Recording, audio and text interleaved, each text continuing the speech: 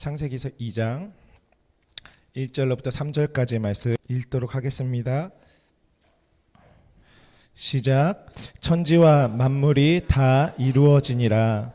하나님이 그가 하시던 일을 일곱째 날에 마치시니 그가 하시던 모든 일을 그치고 일곱째 날에 안식하시니라. 하나님이 그 일곱째 날을 복되게 하사 거룩하게 하셨으니 이는 하나님이 그 창조하시며 만드시던 모든 일을 마치시고 그날에 안식하셨음이니라. 아멘. 네, 앞으로 몇 주가 될지는 모르겠는데요, 안식에 관한 말씀을 함께 나누도록 하겠습니다. 네. 오늘 안식 첫 번째 시간을 열어가려고 합니다. 신앙생활은 내가 잘 되려고 하는 것입니다. 쉽게 말해서 나 잘 되기 위해서 하는 것이 분명한 신앙생활입니다. 내 영혼이 잘 되기 위해서 하는 것입니다. 신명기서 10장 13절에도요, 하나님께서 말씀하시죠. 내가 오늘 너의 행복을 위하여 내게 명한다, 이렇게 말씀하십니다.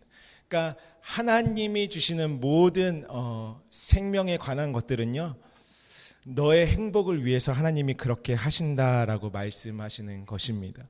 오늘 우리가 주일 예배 때 말씀을 나누고 목사인 제가 하나님으로 말미암아 말씀을 증거하는 모든 것들도요, 내 영혼, 각각의 영혼이 잘 되기 위한 시간입니다. 하나님이 베풀어 주신 은혜의 시간인 것이죠.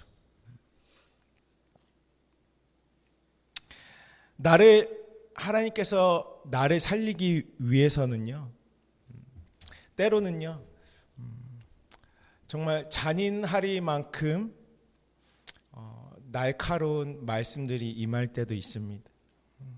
진리는 그러한 것이죠. 사실 진리라는 것은요, 인간의 어떤 감정이 섞여 들어가지 않습니다. 진리가 임하면 아닌 것은 아닌 것이고요, 맞는 것은 맞는 것으로 드러낼 뿐입니다. 아니요, 진리 앞에서는요, 우리의 모든 감정까지도요, 그 안에서만 순복할 수밖에 없습니다.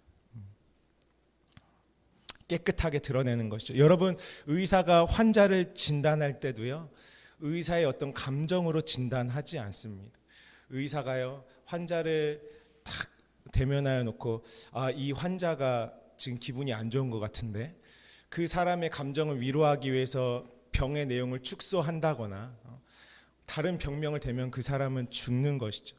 의사는요, 감정으로 진단하지 않고요, 확실하게 그가 어떤 질병에 있는지 진단을 내놓아야 명의일 것입니다. 하나님으로 말미암아 정확한 말씀의 진단이 내 안에 임할 때요, 우리가 살아날 수 있는 길이 열리는 것입니다. 내 안에 하나님으로 말미암은 그 온전한 진단, 내 영적 상태가 깨끗하게 드러나지는 자가 하나님으로 말미암아 살아나는 역사도 경험하는 것입니다. 오늘 하나님으로부터 나를 사랑하시는 그분으로 말미암아 우리의 심령이 정확히 진단되시는 은혜가 있으시기를 주님의 이름으로 축복합니다. 요한복음 1장 1절 말씀이에요. 여러분 잘 아시는 말씀이죠. 태초에 말씀이 계시니라. 이 말씀이 하나님과 함께 계셨으니 이 말씀은 곧 하나님이시니라 말씀하고 계십니다. 요한복음 1장 14절에서도요, 말씀이 육신이 되어 우리 가운데 거하심에 우리가 그의 영광을 보니 아버지의 독생자의 영광이요 은혜와 진리가 충만하더라, 이렇게 말씀하고 계십니다. 여러분, 하나님을 말씀이시라고 우리에게 소개하고 있는 것입니다. 성경은. 말씀은 어떠한 것입니까? 어떤 지식이나 글이나 이 세상의 교훈이 아닙니다. 하나님이 소개하신 로고스라는 이 말씀은요, 하나님의 존재를 말씀하고 있는 것입니다. 말씀은 하나님의 존재를 우리에게 나타내고 계신 것이에요.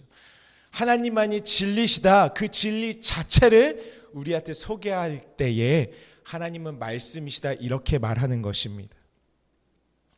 성경 말씀이요 곧 말씀은 하나님이시라고 우리에게 먼저 소개하고 있다는 것입니다. 쉽게 말해 하나님께서요, 나는 말씀이야. 나는 존재다. 성경에 그런 말씀도 있지 않습니까? 풀은 마르고 꽃은 시드나 주의 말씀은 영원하다, 이렇게 말씀하셨습니다. 그 말씀이란 것은요, 정말 우리 어떤 지식과 교훈이 아니라요, 하나님의 존재 자체를 설명하고 있는 것이 바로 말씀이다라는 것입니다. 그 말씀이신 하나님만이 영원하십니다. 여러분, 그렇다면 성경은 하나님이 말씀이심을 왜 우리에게 알려주고 계실까요? 하나님은 왜 말씀이시라고 우리에게 소개하고 계실까요? 단순히 하나님은 말씀이시다 그렇게 우리에게 나타내실 뿐만 아니라 그 말씀이신 하나님께서 눈에 보이는 육체의 형상을 입고 이 땅에 오셨습니다. 그리고 하시는 말씀이 내 살을 받아 먹어라, 내 피를 받아 마셔라, 이렇게 말씀하고 계시죠. 그러니까 말씀이신 하나님께서 말씀이신 그 하나님 존재 자체를 우리에게 넘겨주고 계신 것입니다. 내 살을 받아 먹고 내 피를 받아 마셔라 하심은 말씀이신 하나님 존재 자체를 나에게 주신 것입니다. 왜 그렇게 하고 계실까요? 말씀 자체가 되라고 그렇게 말씀하고 계신 것입니다. 그러니까 영원한 존재 자체는 뭐밖에 없다고 말씀하시는 것입니까? 말씀만이 영원한 존재다. 그러니까 저와 여러분은 무엇 되어야 합니까? 말씀이 되라고 하나님이 자신은 말씀이라고 소개하고 계신 것이죠. 성경은 하나입니다. 하나님은 말씀이시다. 성경은요, 그 말씀의 세상, 그 진리의 세상, 차원이 다른 하나님의 모든 것들을 우리에게 나타내주고 계신 것입니다. 왜 하나님이 자신은 이렇다라고 소개해 주셨을까요? 단순히 나는 말씀이니까 내가 하는 말에 복종해라고 그 말씀을 하신 것이 아닙니다. 하나님 안에 들어간 자들은 다 말씀이 되어 나오는 것입니다. 진리 자체, 그러니까 그 말씀의 존재 자체가 되기 위해서 하나님이 자신을 말씀의 존재로 소개하고 계신 것입니다. 여러분, 기독교 안에서요, 구원의 확신이란 이야기를 참 많이 합니다. 구원의 확신, 당신은 구원의 확신이 있으십니까? 구원의 확신이라는 건 내가요, 아무리 믿습니다 하고 구원의 확신을 가진다고 해서 구원의 확신이 생기는 것이 아닙니다. 내가 구원의 확신을 스스로 갖는 것이 아니죠. 구원의 확신은 언제 오는 것이냐면요, 내가 말씀의 존재로 세워짐을 내가 알 때, 그 진리의 말씀의 내용이 충만하게 나에게 부어질 때, 그 말씀이 나에게 존재로서 구원의 확신으로서 이루어져 있는 것입니다. 그것이 바로 구원의 확신이라는 것이죠. 내가 아무리 구원의 확신 말해도요, 여러분, 내 마음이 지옥 같고요, 내 마음에 감사가 없고 기쁨이 없으면 그 마음은 하나님의 나라라고 할 수가 없는 것이죠. 그러니까 하나님의 말씀이라는 것은요, 나를 존재로 세우시는 말씀입니다. 그러니까 내가 만들어 놓은 어떤 나의 틀, 내가 만들어 놓은 어떤 나의 그릇 안에 하나님의 말씀이란 것을요, 그 안에다가 어떤 지식처럼 담는 것이 절대로 아닙니다. 진리의 말씀은요, 내가 가지고 있는 나의 그릇과 나의 틀을 완전히 깨고 들어오는 것이 진리의 말씀입니다. 내가 가지고 있는 내가 만들어 놓은 틀 안에서요, 말씀을 아무리 쏟아 담아도요, 그 말씀은 생명되지 못합니다. 하나님의 창조가 임하고 그 10년 가운데 하나님의 말씀이 나를 창조하시면서 나를 존재로서, 말씀의 존재로서 세워 나가시는 것입니다. 우리가 지난번에 한 2주가량 나눈 레위기서의 내용도 어떠한 내용입니까? 내 안에 나를 이루고 있는 몸이 있다라는 것이죠. 우리가 이전에 잠깐 나눴는데요. 성경에서 몸이라고 할 때요, 육체라고 할 때 두 가지 단어를 쓴다고 했죠. 하나는 다 육체인데 하나는 소마입니다. 이건 그냥 그야말로 눈에 보이는 몸. 이거는 몸이죠. 소마입니다. 근데요, 또 한 단어는 뭐냐면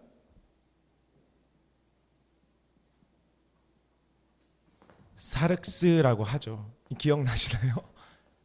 이것도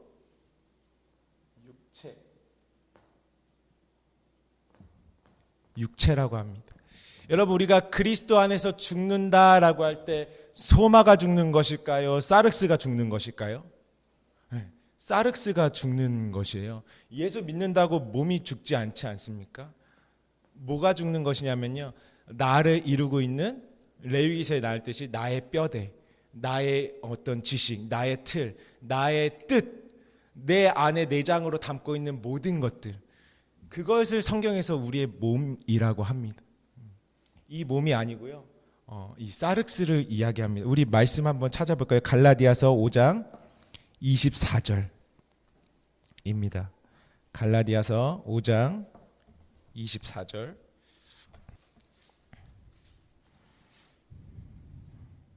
우리 함께 읽습니다. 시작. 그리스도 예수의 사람들은 육체와 함께 그 정욕과 탐심을 십자가에 못 박았느니라. 아멘. 여기서 그리스도 예수의 사람들은 무엇이라고 나와 있습니까? 육체라고 나와 있습니다. 이 육체가 뭐냐면 사륵스예요.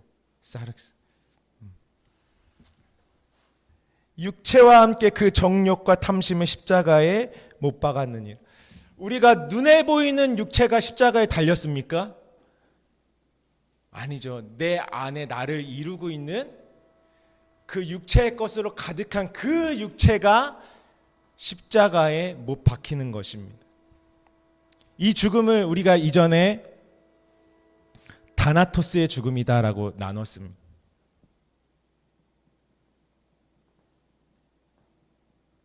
그러니까 내 속사람의 죽음을 이야기하는 것이에요. 그러니까 성경에서 예수 그리스도의 십자가 안에서 죽는 죽음은요, 어떤 죽음이요? 다나토스의 죽음. 내 속에 있는 육체의 나가 죽는 것을 말씀하고 있는 것이죠. 그것이 예수의 사람들의 육체와 함께 그 정욕과 탐심을 십자가에 못 박았느니라. 만일 우리가 성령으로 살면 또한 성령으로 행할지니, 이렇게 말씀하고 계십니다. 그러니까 레위기서를 통해서, 그 제사를 통해서 완전히 나의 모든 것을 죽이시는 것은 나의 이 육체 사륵스가 다나토스의 죽음을 맞이하는 것입니다. 내 안에 속사람의 죽음을 말하는 것이죠.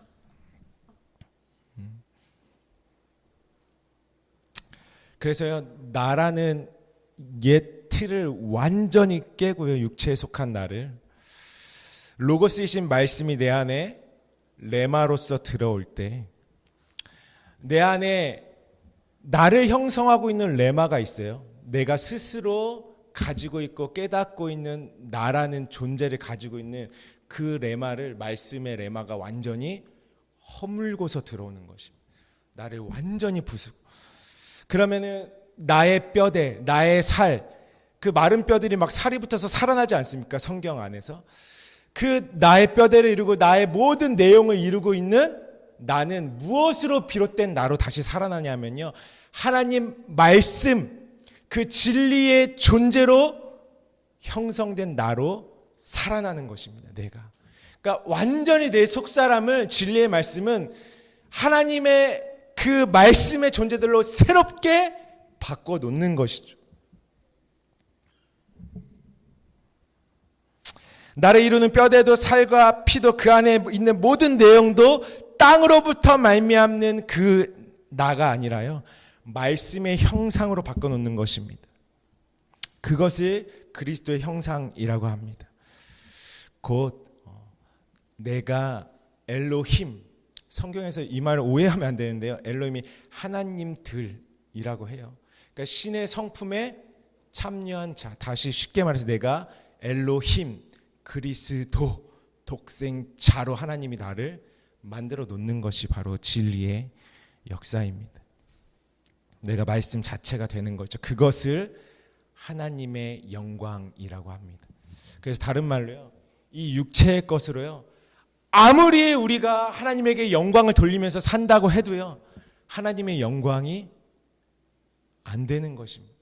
성립이 안 되는 거예요. 내가 말씀이 되어질 때, 하나님이 누구시죠? 말씀이신 하나님은 영광 자체이십니다. 내가 완전히 하나님의 말씀으로 존재가 되어질 때 나 자체를 하나님의 영광이라고 하는 것입니다. 우리 이전에 나눴듯이 같은 뜻, 같은 마음, 같은 생각, 하나님과 온전히 하나 되어질 때 그것을 하나님의 영광이라고 하는 것입니다. 그러므로 하나님께서요, 이 눈에 보이는 모든 코스모스의 세상의 만물 안에서 우리를 살아가게 하셨죠. 하나님이 저와 여러분에게요, 성경에 보니까요, 농부 이야기도 나오고요, 세리들, 돈 걷는 자의 이야기도 나오고요, 어부 이야기도 나오고요, 목수 이야기도 나오고요, 양치는 자들의 이야기도 나오고요, 전쟁하는 어떤 군사들의 이야기도 나오고요, 왕들의 이야기도 나오고요.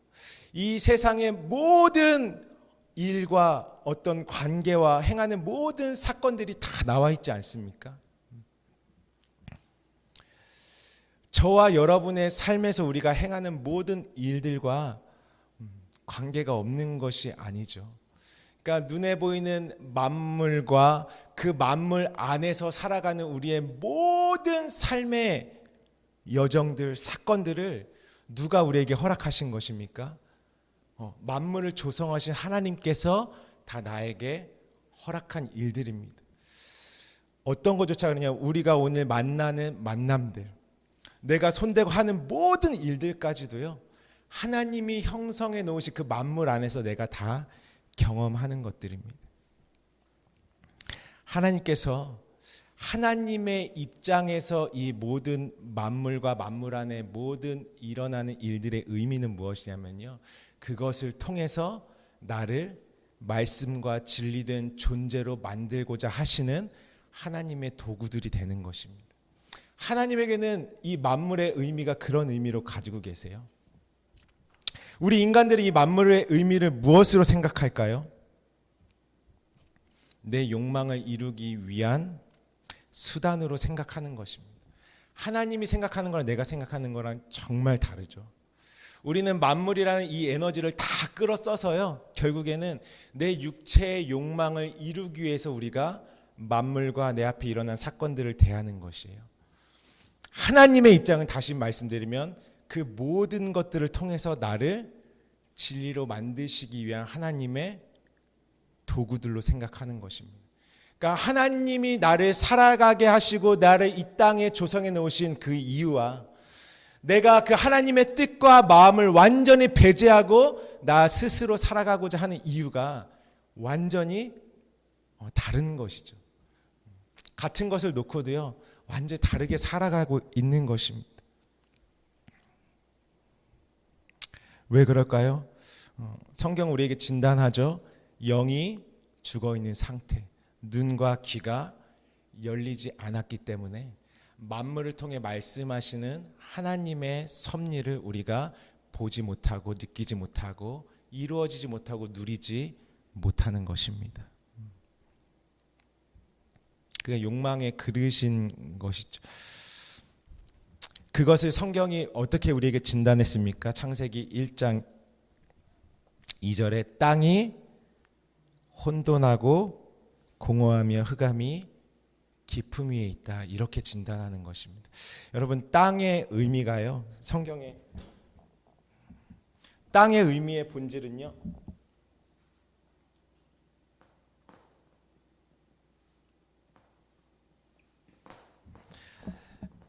땅을 에레츠라고 하는데요, 그 땅의 의미의 본질은 경작하다라는 의미입니다. 그래서 어떤 의미입니까? 내 마음을 땅이라고 하셨죠, 하나님께서요. 이 경작이요 땅은요 계속해서요 씨를 뿌리고 열매를 맺고 그것을 다시 먹고 또 씨를 뿌리고 경작을 해서 그것이 나오는 열매를 먹는 것입니다.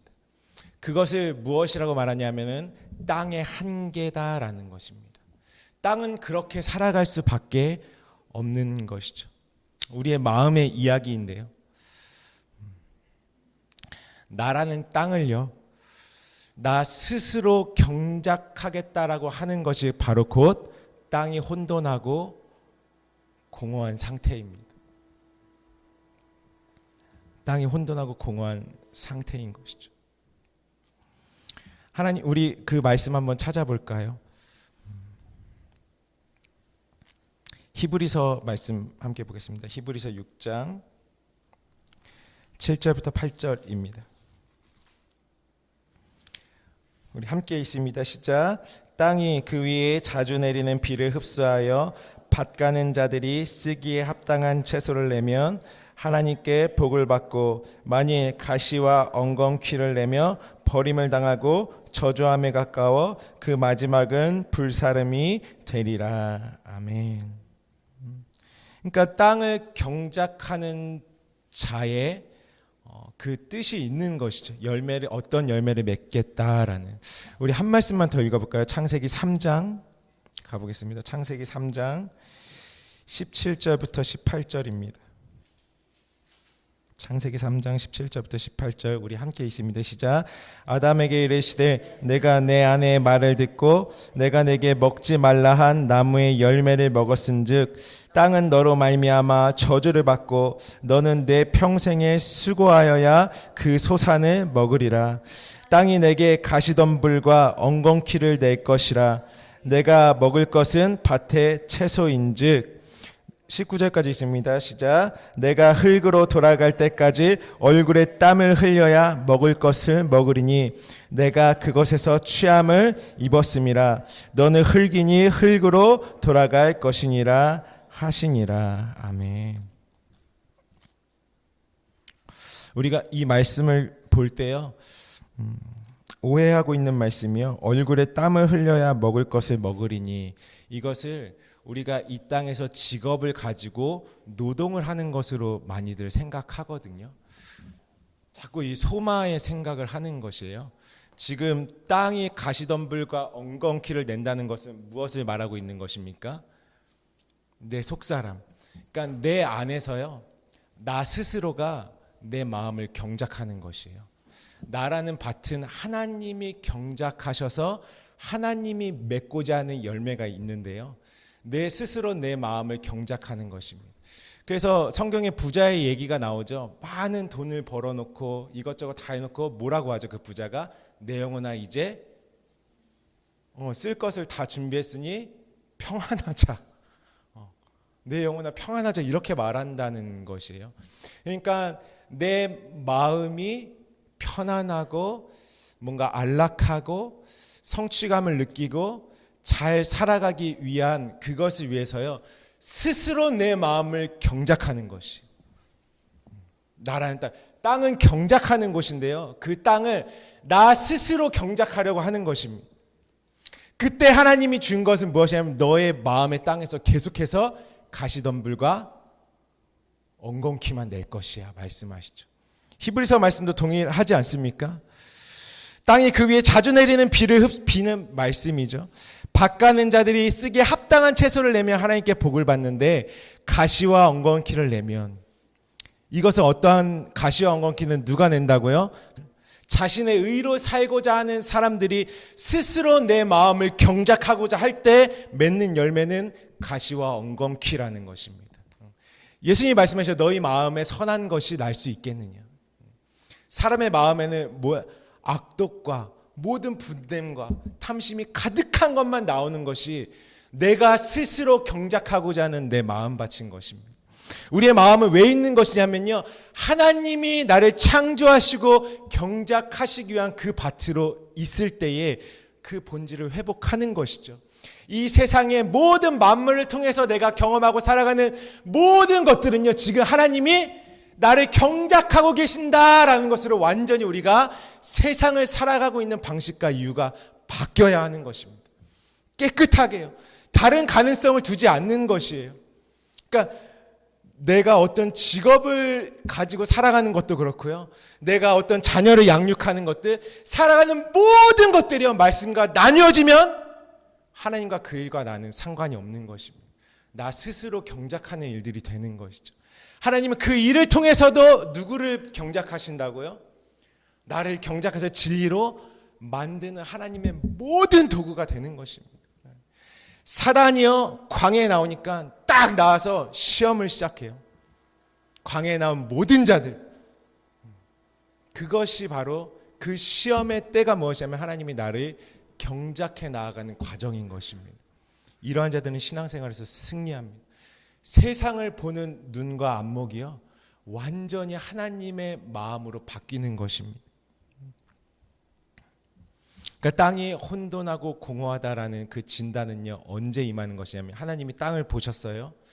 땅이 자기 스스로 경작하고 있는 것입니다.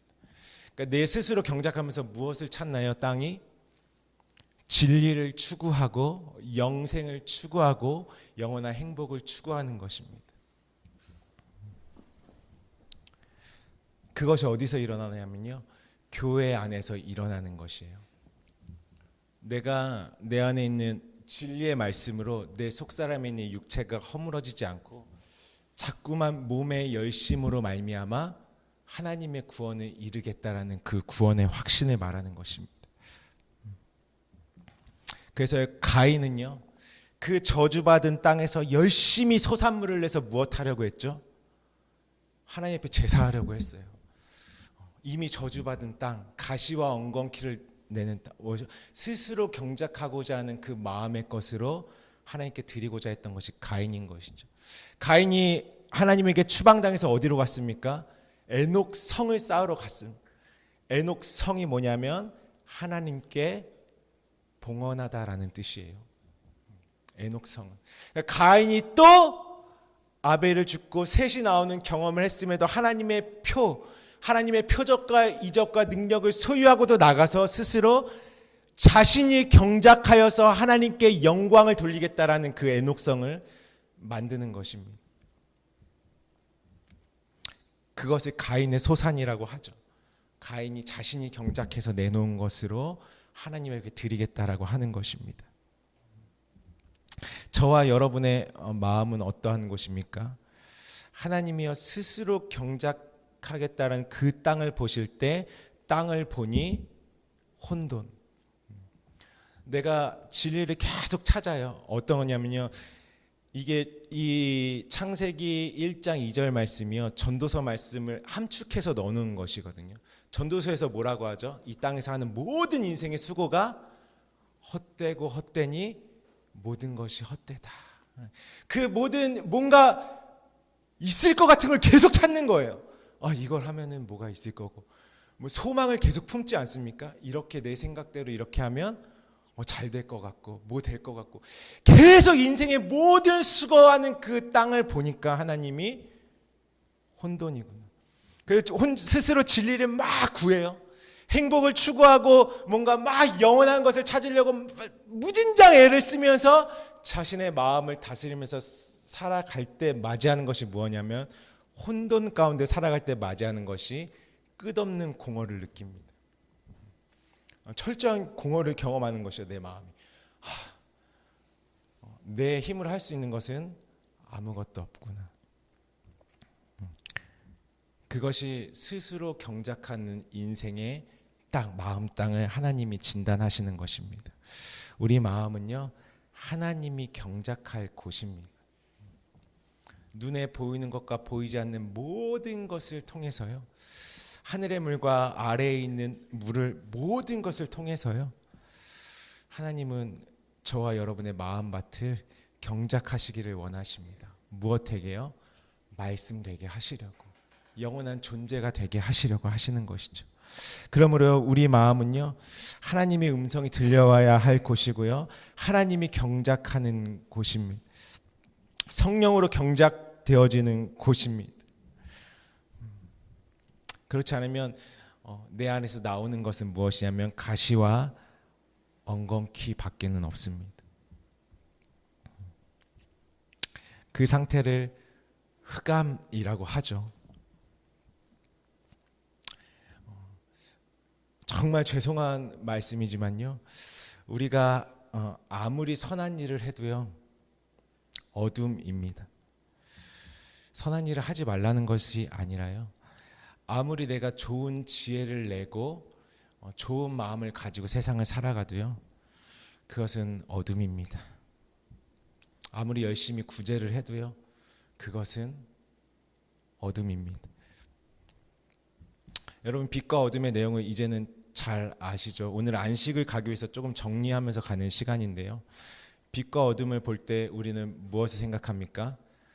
깨지지 않는 내 틀 안에서 빛과 어둠을 생각하는 것이죠. 이거는 선한 일이니까 빛일 거야. 이거는 내가 볼 때 온전치 않은 거니까 어둠일 거야. 하나님이 주신 빛과 어둠의 개념은 무엇일까요?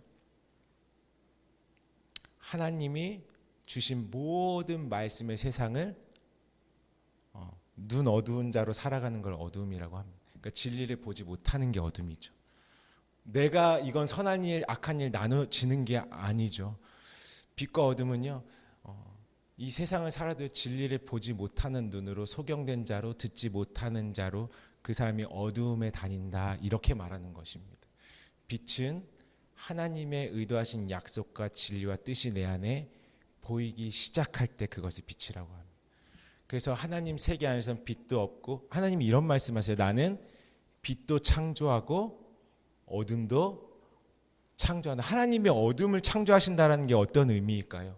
이 세상의 악한 일들도 하나님이 창조하신다는 의미가 아니죠. 어둠을 창조한다는 것은 영원한 진리를 사람의 눈에 보이는 것으로 주겠다, 이 말씀이 어둠을 창조하신 것이죠.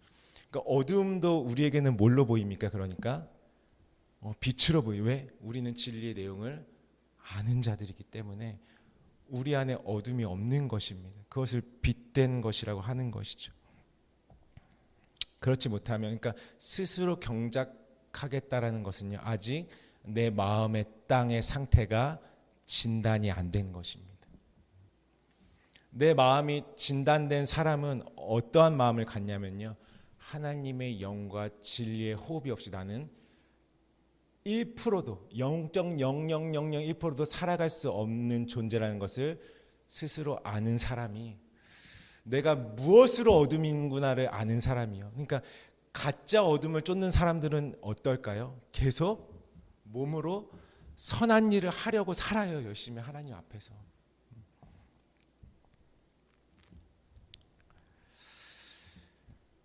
그러니까 틀도 없고 내용도 없는 상태로 살아가는 것입니다. 그러니까 하나님의 어둠을 두신 이유는 우리를 진리로 인도하기 위해서 그런 거죠. 그런 자들이 어떻게 흑암의 깊음 위에 있다. 그 깊음을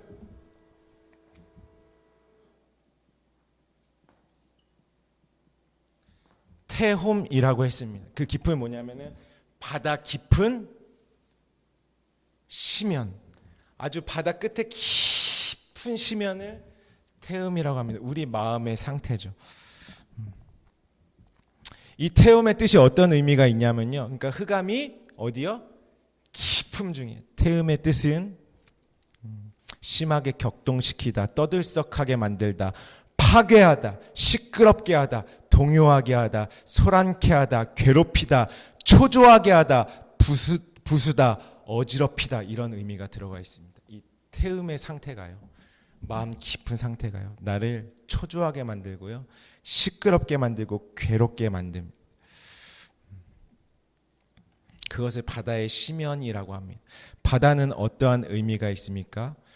이 바다 아래 세상은요, 본질로 나아가지 못하고요, 계속해서요, 집단 안에 땅으로 아래로 계속 물들이 묶이는 것입니다. 끝없이 묶이는 상태를 바다라고 합니다. 바다는 어떤 상태입니까? 온갖 물들이 다 흘려들어서 모여든 상태, 그리고 아래로 깊이 땅으로 내려앉아서 퍼진 것을 바다라고 합니다. 바다는 어떻습니까? 두려움의 바다라고 합니다. 거기 그 안은요 자신의 머리로밖에 살 수 없는 용들이 살아가는 곳이죠. 나름의 의미를 추구하며 살아가는 곳입니다. 그러니까 그 바다의 시면 태움이라는 깊은 곳에서는요 아무리 하나님께 영광을 돌린다 해도요 돌려지지가 않는 곳을 그 바다 깊은 곳이라고 합니다. 그것을 땅이 혼돈하고 공허하며 흑암이 깊음에 있는 내 마음을 말씀하고 계신 것이죠. 성경에서요 땅을 정복하라 이런 말씀 있잖아요. 땅을 정복하라의 진정한 의미가 무엇이냐면요 스스로 경작하려고 하는 그 한계의 땅에 스며들어서 땅을 아무것도 경작할 수 없는 땅으로 만들어라. 이게 땅을 정복하라의 진짜 의미입니다. 그러니까 우리가 땅을 정복하다 하면 어디를 막 영적으로 막 차지하고 우리가 막 얻고 이렇게 생각하는 그게 아니라 역설적으로요. 그 땅들이요 아무 일을 하지 못하고 아무 소출도 내지 못하고 아무 경작도 할 수 없는 그 땅으로 만들라 하신 것이 바로 땅을 정복하라는 것의 진짜 의미입니다. 그러니까 하나님으로부터 정복당하면 어떤 일이 일어나겠습니까? 내가 스스로 경작해서 소출을 얻겠다라고 하는 그 모든 것들이 다 멈추게 되어 있습니다. 성경에선 그것을 탐심이라고 하고 욕망이라고 하죠. 내가 맺는 소출을 멈추게 만드는 것입니다. 그래서요 우리가요 나의 상태가 정확히 우리가 심령이 가난하다고 할 때도요 이것을 정말 잘 분별해야 할 것이 무엇이냐면요 내 육체의 어떤 힘든 어려운 일과 정말 고난이 불어 닥쳤을 때요 우리는 그런 말을 종종 써요. 내 심령이 가난하다라는 말을 쓰거든요. 그거는 심령이 가난한 게 아니라 내 마음이 괴로운 상태죠. 내 마음이 끔찍하게 힘들고 괴로운 상태지 그것을 성경은 심령이 가난하다라고 말하지 않습니다. 이스라엘 백성들이 광야에 나왔을 때 얼마나 줄이고 목말랐겠습니까? 물도 없고 양식도 없는데 하나님이 하지만요 그들을 심령이 가난하다라고 말씀 안 하시죠. 광야에서 오병이어의 떡을 먹은 자들도요 예수님이 딱 진단하시죠. 저들은 표적을 본 까닭이 아니고 떡 먹고 배불러서 따랐다. 내가요 아무리 예수님을 열심히 따라도요 하나님은 나를 심령이 가난하다고 안 하십니다. 심령이 가난한 건 어떤 상태입니까? 정확히 내 영적 상태가 진단되어서요 하나님의 영의 말씀이 없이는 나는 이렇게 우리가 고백은 할 수 있거든요. 근데 진짜 내 안에 나는 하나님 없으면 완전 파산이구나. 진짜 하나님의 영이 없으면 나는 아무것도 아니구나. 그냥 뭐라고 하시죠? 오늘 가시와 엉겅퀴를 내는 그 선악과 가운데 살아가는 자 너는 흙이니 흙으로 돌아가라 이렇게 말씀하시는 것이죠. 나는 정말 아무것도 아니구나. 그것을 아는 자들은 무엇하겠어요? 그때부터 의에 줄이고 목말라서 구하고 찾고 두드리기 시작합니다. 아무리 만나를 먹고요 아무리 표적을 경험해도요 내가 내 상태를 깨닫지 못하고 계속 어떤 육체의 어려움 가운데만 매여 있으면요 그 상태는 하나님을 찾는다고 해서 심령이 가난한 것은 아닙니다. 그래서 하나님으로부터 해결도 받아요. 때로는 하나님으로부터 어떤 돌파도 시원하게 경험할 때가 있습니다. 그럼에도 불구하고 병이 나섰지만 예수님을 다 떠난다라는 것이죠. 만나를 먹었어도 다음에 만나와 고기가 없으면 하나님을 원망하는 그거는 내 마음이 괴로워서 하나님을 찾은 거지 심령이 가난한 것은 정확히 아닙니다. 심령이 가난한 상태는 뭐냐면 진짜 하나님 앞에 달려가는 자들. 이제는 나의 경작은 끝났다. 내가 할 수 있는 모든 것 그냥 하나님 앞에 어떻게 해요? 나는 흑암이 깊음입니다. 나는 그냥 태음에 완전히 나는 소망이 끊어진 자입니다. 그때 임하는 것이 빛입니다. 그때 하나님이 뭘 열어주시냐면 나에게 진리의 빛을 확 열어주십니다. 왜요? 여전히 나라는 틀이요 깨지지 않으면 뭐가 가리워져 있냐면 하나님의 순전한 진리와 말씀과 생명이 나에게는 완전 가리워져 있을 수밖에 없습니다. 왜요? 내가 혼돈이고 공허고 흑암이 깊음이 있는 것을 모르기 때문에 신학성에서 그렇게 말하죠. 나는 계속 부자라고 하는 것이죠. 그 부자들은 항상 주님 앞에 나와서 뭐라고 합니까? 저는 이것도 했어요. 구제도 했고요. 이것도 했고요. 많은 사람들을 도왔어요. 항상 그들의 몸으로 율법을 지킨 것을 내세우고 말하죠. 예수님이 그것을 뭐라고 말씀하시냐면 너희의 율법에도 그렇게 기록되었거냐 이렇게 말씀하시거든요. 너가 만든 율법이야. 나는 그런 율법을 준 적이 없다. 나를 창조하시기 위한 그 단 하나의 말씀만 하나님은 주신 것입니다. 그러니까 이제 심령이 가난한 것은 진짜 영적 갈망입니다. 그냥 영적으로요. 목마른 사슴이라고 하죠. 정말 그 물을 구하고 찾고 내 모든 삶을 다 오늘도 우리가 내 모든 것을 다 드리고 어린 양만을 찬양한다는 고백을 막 했는데요. 내 모든 것을 다해서 어떻게 해요? 하나님의 진리와 영의 생명을 갈구하는 심령을 그것은 누가 만들어 놓은 마음이냐면 성령께서 내 안에 만들어 놓으신 하나님의 마음이 심령이 가난한 것입니다.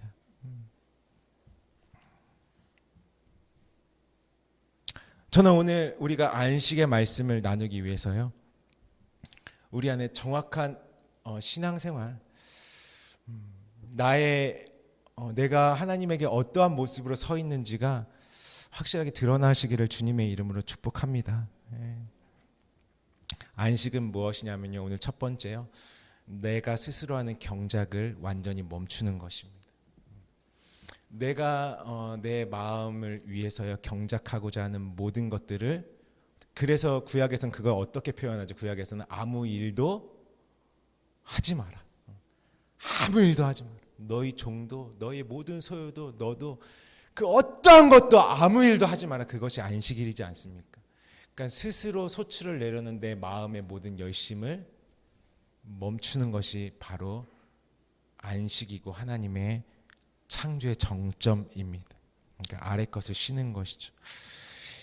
욕망의 나, 그 탐심의 나, 십자가에 못 박혀서 완전히 쉬는 것입니다. 그때부터 누가 개입하시기 시작하시냐면 하나님이 나를 만들어 가시기 시작하십니다. 하나님이 나를 친히 말씀대로 그리스도의 형상으로 창조하시기 시작하시죠.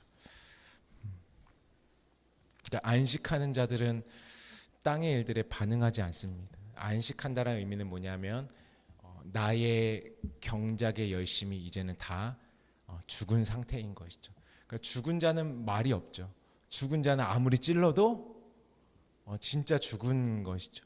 그것이 하나님이 말씀하시는 안식입니다. 그 세상에 아무리 풍파가 일어나도요. 말씀 안에 안식하는 자들은 예수님처럼 바다 위에서 곤히 자는 상태예요. 그것이 안식이죠. 그냥 세상의 어떤 것에 반응이 없어요. 그 나는 죽었기 때문에. 그러면 그 세상에 지금 서 있는 그 나는 그럼 누굴까요? 내가 말씀 자체로 서 있는 것입니다. 이전에 내가 스스로 경작했던 나는 죽었고요.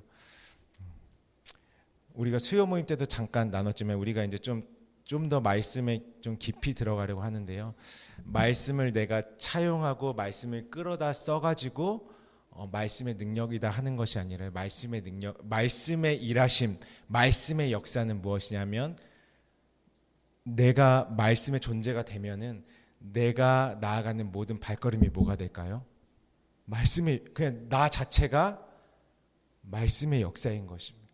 내가 하는 말이 그것을 말씀의 역사라고 합니다. 그러니까 하나님이 말씀을 나에게 주셔서 그 말씀이 내 몸 바깥에서 역사하시는 것도 말씀의 역사지만 궁극적인 진정한 말씀의 역사는 뭐냐면 말씀이 된 자들이 성경에서 그거를 말씀들이라고도 하거든요.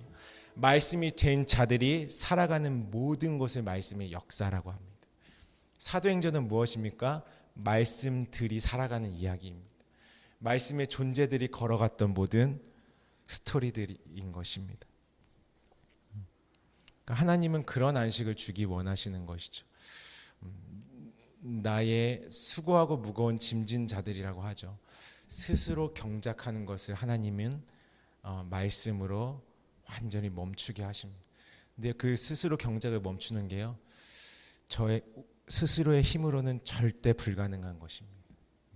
아예 가능성이 제로다라는 것이에요. 누구도 정죄할 수가 없어요. 우리의 힘으로 할 수 없는 것이 스스로 경작을 멈추는 일입니다. 그걸 누가 하시냐면요, 진리이신 성령께서 내 안에 들어와서 그 일을 행하십니다. 그래서요, 평안과 안식은 하늘로부터 우리 안에 주어지는 것이 되는 것이죠.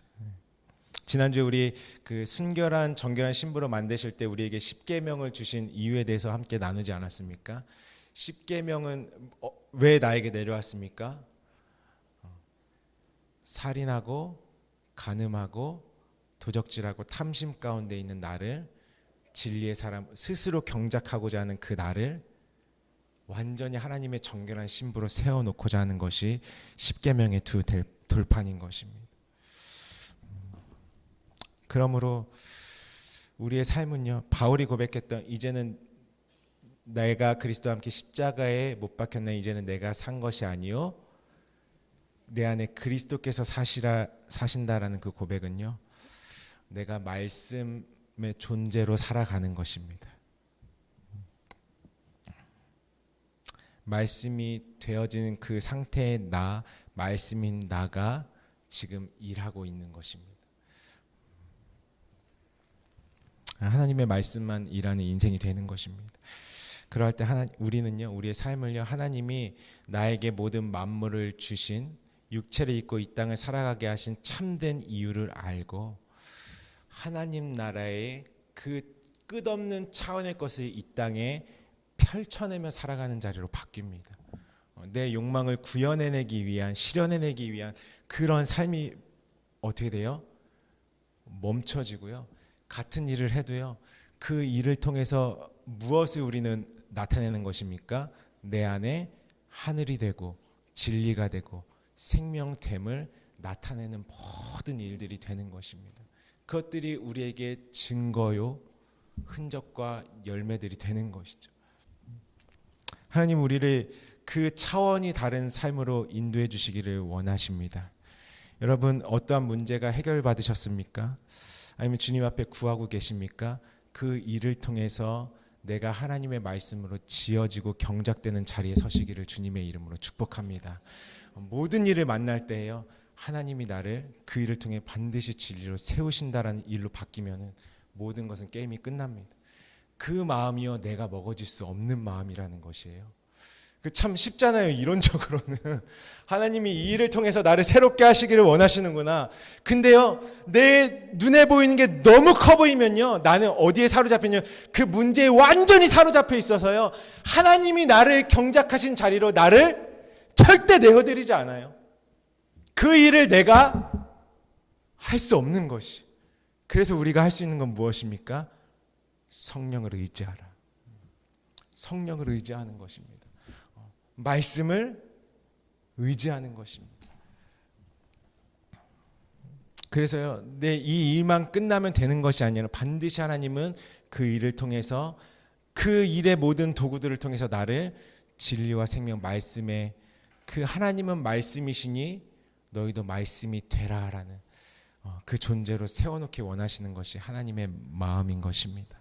여러분, 저와 여러분의 마음이 하나님이 진실로 경작하시는 그 안식의 땅들이 되시길 주님의 이름으로 축복합니다. 내 열심의 경작이 이제는 완전히 멈춰지는 것입니다. 그리고 그때 하나님이 내 눈을 떠지면 이 세상의 모든 가치와 살아가는 이유와 모든 방식들이 완전히 달라지는 것입니다. 고난을 대하는 내 마음의 자세도 하나님의 헤아림으로 나에게 와 있는 것입니다. 혼돈과 공허는 무엇이냐면 성전에 아무 틀도 없는 상태인 것입니다. 성전의 틀이라는 것은 무엇이냐면요, 하나님이요, 몇 규빗 다 지정하시죠. 하나님에게는요, 만들어지고 모든 일들이 조성되어지는 해결책이 다 있는 것이에요. 근데 하나님의 해결책을 어떻게 주시냐면요, 정확한 치수로 주시는 분이 우리 하나님이세요. 모든 걸 하나님의 계획과 뜻 안은요, 몇 규빗, 노아의 방주도 마찬가지고요, 성막을 짓는 거, 모든 기명 하나하나 짓는 것까지도 하나님께서 세세한 작은 것 하나하나 규빗까지 다 말씀해 주시는 분이 하나님이세요. 그러니까 하나님에게는 뭐가 있습니까? 답이 있습니다. 그 규빗을 나중에 나누겠지만 그 규빗을 하나님의 헤아림이라고 합니다. 다 말씀의 증거들이에요. 그 규빗들이요. 다 그 높이, 길이, 넓이. 그래서 말씀하죠. 하나님의 사랑의 높이와 깊이와 넓이가 무엇인지 깨달아. 그 하나님의 사랑의 해결책이거든요. 하나님은요, 광야에 사는 인생들에게요, 정확한 답을 항상 주시는 분이십니다. 내가 답을 찾으려 스스로 경작하는 것은 하나님이 정해주신 어떤 틀도 없고요, 그 안에 내용도 없습니다. 그래서 오늘 말씀에 천지와 만물이 다 이루니라. 하늘과 땅, 하나님이 말씀하시는 그 하늘, 그 땅, 그 존재로서의 하나님의 창조가 이루어집니다. 이 만물을 우리가 다음 주에 나갈 때인데, 천지와 만물이 원어로는 군대 차바입니다. 만물을, 말씀이라는 그 만물은요, 하나님이 진리로 우리를 세우시기 위한 하나님의 군대입니다. 그 말씀의 세력이 우리 안에 세워졌다라는 것입니다. 천지와 만물이 다 이루니라. 그리고 여섯째 날에 하나님이 주신 진리의 양식을 먹는 자들이 진짜 안식에 들어가는 것입니다. 어떠한 자들이요? 심령이 가난해서 하나님이 주신 것을 영의 양식으로 먹는 자들이 오늘 안식에 들어가는 것입니다. 다음 주부터 이 진짜 안식의 능력에 대해서 함께 배울 것입니다. 오늘 우리 기도하실 때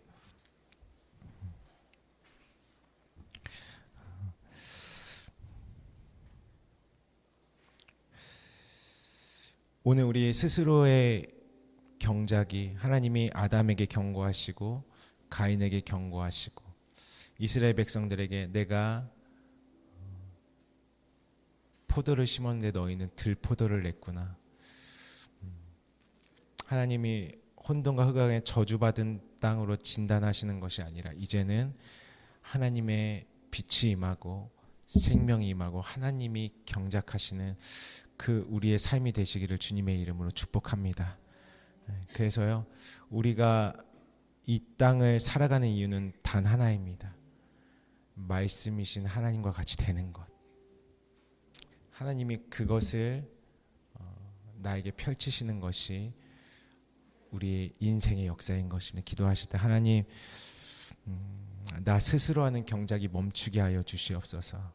하늘로부터 오는 모든 방법으로 해결하게 하여 주시옵소서. 힘들면 힘들수록 더 말씀 앞에 나아가게 하여 주시옵소서. 성령으로 깨달아진 말씀은요, 신기하게 그때부터 말씀이 일하기 시작하십니다. 내 안에 평강으로 그 일들을 해결해 나가기 시작하십니다.